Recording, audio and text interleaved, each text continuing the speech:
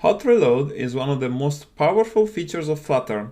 What you can do with it is to make changes to your code and reload the application on the fly so that you can see the changes take effect without recompiling the whole app. So let's see this in action. And let's try to change the color of the main theme in the app.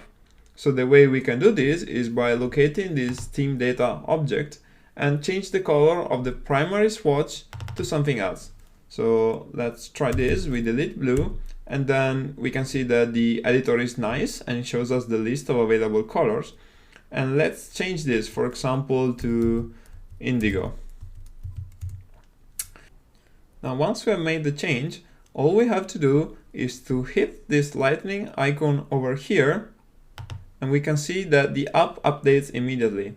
This is really cool, and I can assure you that we'll be using hot reload a lot during this course. So at this stage, it will be useful to learn the shortcut that we can use to trigger it.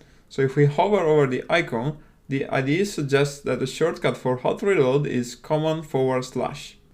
And hot reload also takes place even by saving the file that we are editing currently. And you can just do that by pressing Command S. Okay, so hot reload is pretty cool, but it also has a bigger brother, which is called hot restart.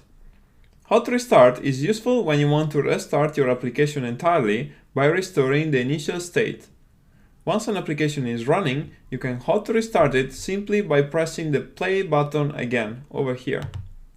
So if you remember, when we started this app, the initial counter value was set to 0. And so now that we have hot restarted the app, we can see that this has been reset.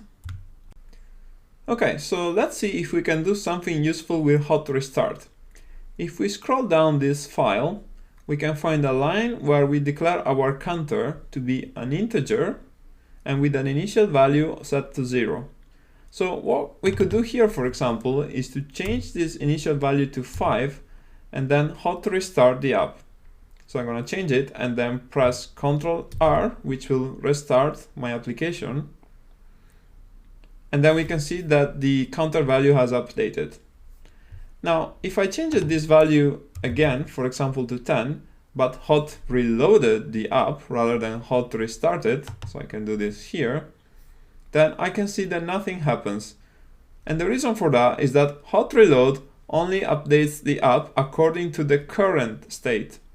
But because here I'm changing the initial state, if I want this change to take effect, I really need to perform a hot restart instead. So I can do that, and I can see that now the counter is updated. So just to make this clear, hot reload and hot restart serve two different purposes. Hot reload is for updating the app based on the current state. Hot restart restarts the entire app, and because of this, it takes into account changes to the initial state as well.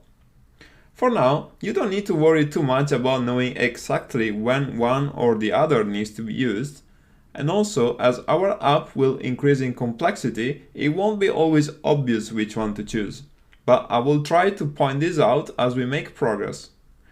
One final comment that I want to make about hot reload is that it really makes the development workflow very quick, because you can make code changes and always see the effect in less than a second, almost real time. So to make the most out of hot reload, I always have my simulator window next to my editor, and I suggest that you do the same, because as I said, this really makes for a nice and fast development workflow.